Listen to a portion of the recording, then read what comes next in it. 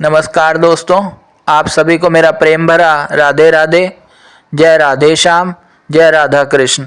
दोस्तों, आज की इस वीडियो में मैं आपको बताऊंगा 8 चिरंजीवियों के बारे में।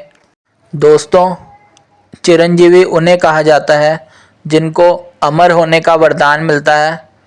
जो चिरंजीवी होते हैं वह ना तो कभी बूढ़े होते हैं और ना ही उनकी कभी मृत्यु होती है। दोस्तों, जब तक कलयुग चलता रहेगा, जब तक ये संसार चलता रहेगा, जब तक प्रलय नहीं आ जाती, तब तक चिरंजीवी हमेशा जीवित रहते हैं। दोस्तों, ये जो 8 चिरंजीवी हैं ये हमें कभी दिखाई नहीं देते क्योंकि इनके पास दैवीय शक्तियाँ मौजूद हैं। इन सभी के पास देवताओं की दी हुई शक्तियाँ हैं, इसलिए ये हमें दिखाई नहीं देते। जो भी मनुष्य भगवान का नाम लेता है और अच्छे काम करता है, ये हमेशा उन लोगों की मदद करते हैं।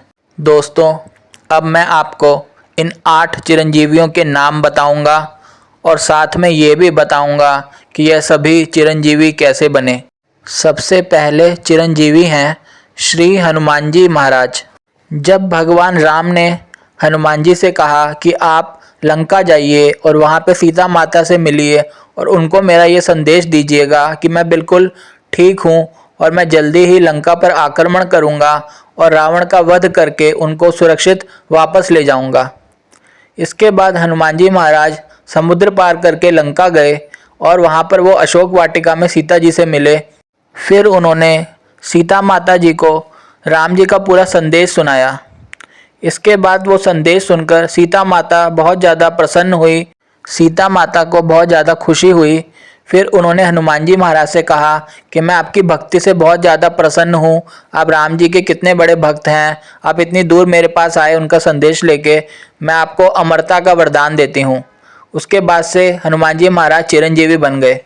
दोस्तों, जब भी कहीं राम कथा होती है तो हनुमान जी महाराज वहाँ ज़रूर आते हैं राम कथा सुनने के लिए। जय सीताराम, जय श्री हनुमान जी महाराज। दोस्तों, दूसरे चिरंजीवी हैं विभीषण जी।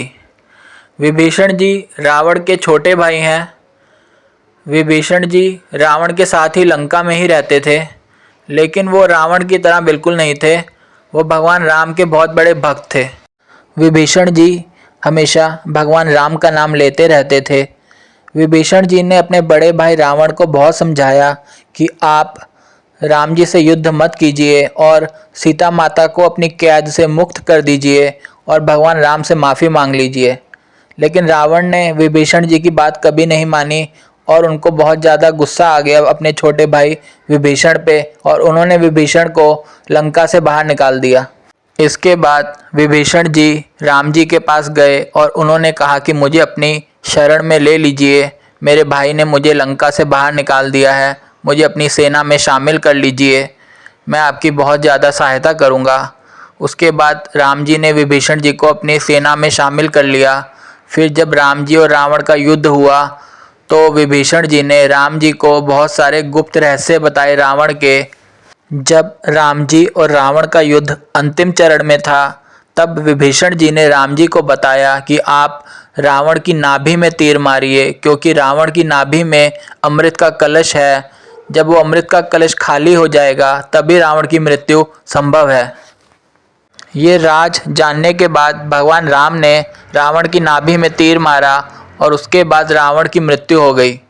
उसके बाद भगवान राम ने विभीषण जी को लंका का राजा बनाया और उनको वरदान दिया कि मैं आपको अमर होने का वरदान देता हूँ, आपने मेरी बहुत सहायता करी है और जीवन भर मेरा नाम लिया है, अब आप लंका के राजा हैं और साथ ही साथ आप अमर होंगे, आप चिरंजीवी बनेंगे।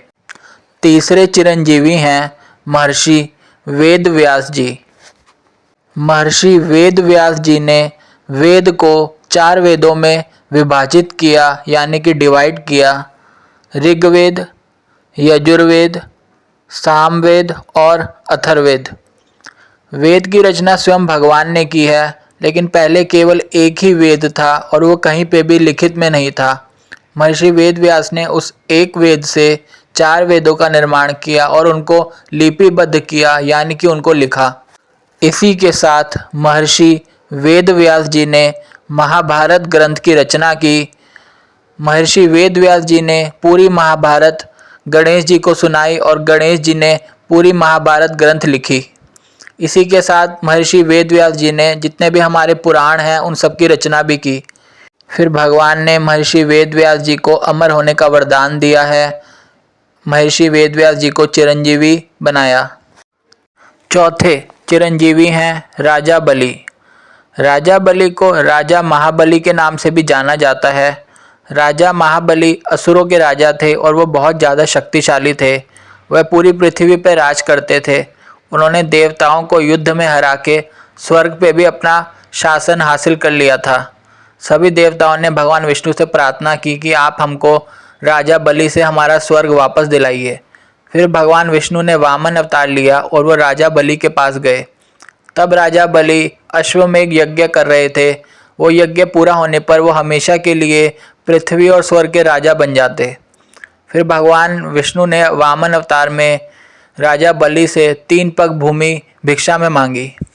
इसके बाद राजा बलि के गुरु शुक्राचार्य जी ने राजा बलि से कहा कि आप इनको 3 पग भूमि देने का संकल्प मत लीजिएगा, क्योंकि ये वामन अवतार में जो आए हैं ये स्वयं भगवान श्री हरि हैं और ये 3 पग भूमि के बदले में आपका सब कुछ ले लेंगे।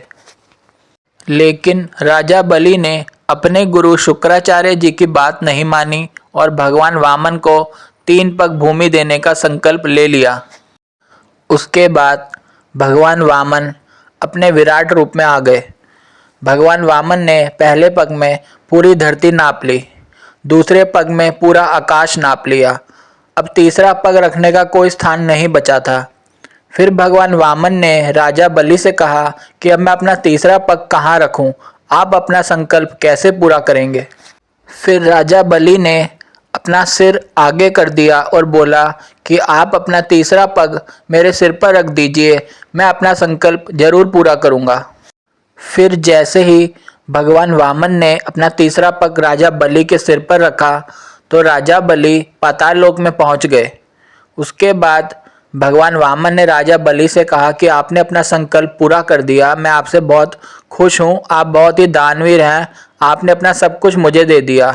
अब मैं आपको पाताल लोक का राजा घोषित करता हूँ और साथ ही साथ आपको अमर होने का वरदान देता हूँ।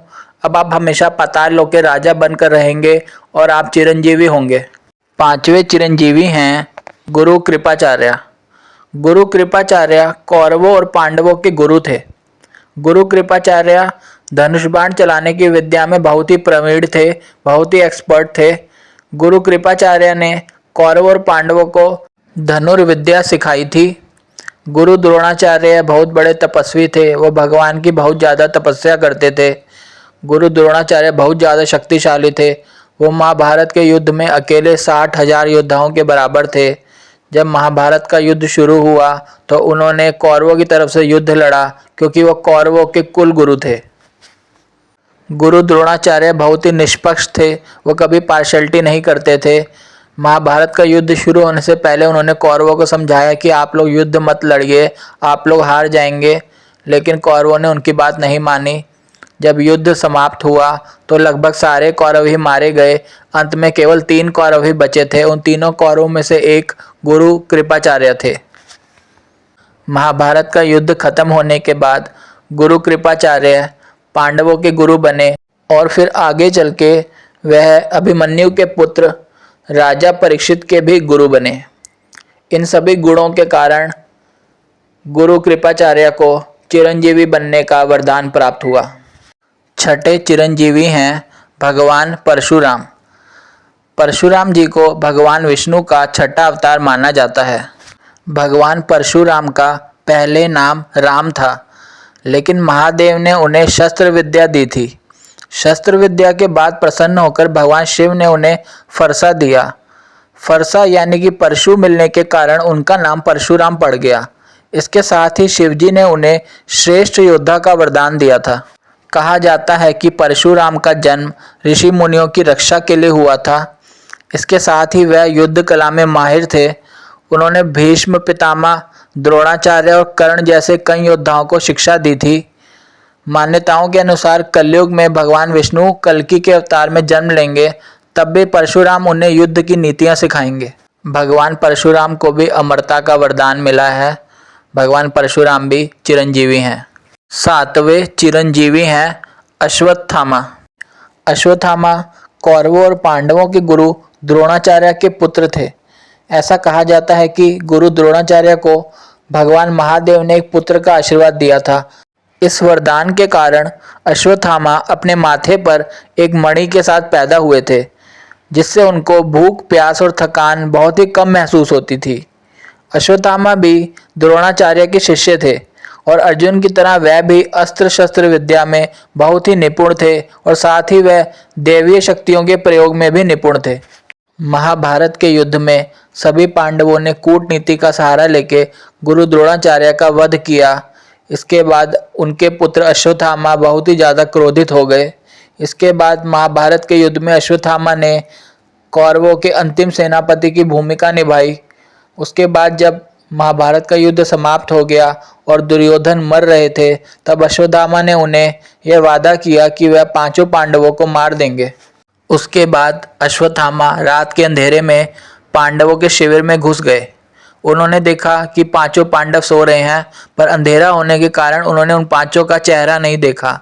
उसके बाद अश्वत्थामा ने उन पांचों का सिर काट दिया, लेकिन बाद में अश्वत्थामा को पता चला कि वो पांचों पांडव नहीं थे, वो पांचों उन पांच पांडवों के पांच पुत्र थे। फिर जब अश्वत्थामा को समझ आया कि उन्होंने अंधेरे में पांडवों के पांच पुत्रों का वध कर दिया है और उनसे बहुत बड़ा पाप हो गया है, तो वो जंगलों की तरफ चले गए। फिर जब ये बात पांचों पांडवों को पता लगी और द्रौपदी को पता लगी, तो वह सभी बहुत ज़्यादा शोक में डूब गए। फिर अर्जुन ने संकल्प लिया कि वो अश्वत्थामा को मार डालेंगे। फिर अर्जुन भी अश्वत्थामा को ढूंढने के लिए जंगलों की तरफ चले गए। जब अश्वत्थामा का सामना अर्जुन से हुआ, तो अश्वत्थामा ने ब्रह्मास्त्र से प्रहार किया। फिर अर्जुन ने विवश होकर उस ब्रह्मास्त्र से बचने के लिए अश्वत्थामा पर भी अपने ब्रह्मास्त्र से प्रहार किया। फिर वहाँ पे भगवान श्री कृष्ण पहुँचे और उन्होंने उन दोनों से कहा कि आप दोनों ने एक दूसरे पर ब्रह्मास्त्र से प्रहार किया है, इससे पूरी सृष्टि का विनाश हो जाएगा। कृपया करके आप दोनों अपना अपना ब्रह्मास्त्र वापस ले लीजिए। फिर अर्जुन ने अपना ब्रह्मास्त्र वापस ले लिया, लेकिन अश्वत्थामा ने अपना ब्रह्मास्त्र वापस नहीं लिया। अश्वत्थामा ने अपना ब्रह्मास्त्र उत्तरा की तरफ भेज दिया। उत्तरा जो थी वो अभिमन्यु की पत्नी थी। महाभारत के युद्ध में अभिमन्यु वीर गति को प्राप्त हो गए थे। उत्तरा के गर्भ में अभिमन्यु के पुत्र थे, जिनका नाम परीक्षित हुआ आगे चल के। अश्वत्थामा ने यह सोचकर उत्तरा की तरफ अपना ब्रह्मास्त्र भेजा था कि इससे उत्तरा की मृत्यु हो जाएगी और इसी के साथ उत्तरा के गर्भ में पल रहे अभिमन्यु के पुत्र परीक्षित की भी मृत्यु हो जाएगी और इसी के साथ पांडवों के वंश का नाश हो जाएगा। लेकिन तब भगवान श्री कृष्ण ने उत्तरा की रक्षा करी उस ब्रह्मास्त्र से और उस ब्रह्मास्त्र को विफल कर दिया। उसके बाद भगवान श्री कृष्ण को बहुत ज़्यादा क्रोध आया। उन्होंने अश्वत्थामा से कहा कि ये तुमने बहुत बड़ा पाप किया है, इसका तुम्हें बहुत बड़ा दंड मिलेगा। उसके बाद अर्जुन ने अश्वत्थामा के माथे से वो मणि निकाल दी। उसके बाद अश्वत्थामा के माथे पर बहुत बड़ा घाव हो गया और उसके अंदर से खून बहने लगा। फिर भगवान श्री कृष्ण ने कहा कि अब हमने तुम्हारी मणि निकाल ली है, अब तुम्हें बहुत ज़्यादा पीड़ा होगी और तुम इसी घाव के साथ इस सृष्टि के अंत तक भटकते रहोगे। तो भगवान श्री कृष्ण ने अश्वत्थामा को चिरंजीवी होने का श्राप दिया। आठवें चिरंजीवी हैं ऋषि मार्कंडे। ऋषि मार्कंडे के पिता थे मृकुंडु मुनि। मृकुंडु मुनि ने अपनी पत्नी के साथ घोर तपस्या करके भगवान शिव को प्रसन्न किया। भगवान शिव से उन्होंने वरदान में पुत्र मार्कंडे को पाया। भगवान शिव ने मृकुंडु मुनि से पूछा कि आपको लंबी आयु वाला बिना गुणों का गुणहीन पुत्र चाहिए या छोटी आयु वाला गुणवान पुत्र चाहिए। तब मृकुंडु ने गुणवान पुत्र की कामना की। भगवान शिव ने मार्कंडे की आयु 16 वर्ष निश्चित की। जब मार्कंडे जी का 16वां वर्ष प्रारंभ हुआ तो उनके पिता शोक में डूब गए। जब मार्कंडे जी ने उनसे कारण पूछा, तब उनके पिताजी ने उनको सारी बात बताई कि आपकी आयु केवल 16 साल ही है। उसके बाद मार्कंडे जी माता पिता की आज्ञा लेकर दक्षिण समुद्र के तट पर गए और एक शिवलिंग की स्थापना करी। उसके बाद वो भगवान शिव की आराधना में जुट गए। उसके बाद जब उनका काल का समय आया तो यमराज प्रकट हुए। फिर मार्कंडेय ने कहा कि मैं शिवजी का महामृत्युंजय पढ़ रहा हूँ, कृपया करके मुझे इसे पूरा करने दीजिए और आप ठहर जाइए। मगर यमराज जी नहीं माने और बलपूर्वक मार्कंडेय के प्राणों को हरना शुरू कर दिया। ठीक उसी समय शिवलिंग से महादेव प्रकट हुए और उन्होंने यमराज जी से कहा कि मैं मार्कंडेय की भक्ति से बहुत ज़्यादा प्रसन्न हूँ और मैंने सदा सदा के लिए मार्कंडेय को काल से मुक्त कर दिया है और मैं इन्हें चिरंजीवी बनने का वरदान देता हूँ। तो दोस्तों, ये थे 8 चिरंजीवी जिनके बारे में मैंने आपको अभी बताया। ऐसा कहा जाता है कि जो भी मनुष्य सुबह उठकर इन 8 चिरंजीवियों का नाम लेता है और इनको प्रणाम करता है, उसको 100 वर्ष की आयु मिलती है और उसको कोई भी रोग नहीं लगता। दोस्तों, अब मैं आपसे मिलूँगा अपनी अगली वीडियो में। राधे राधे, जय राधा कृष्ण।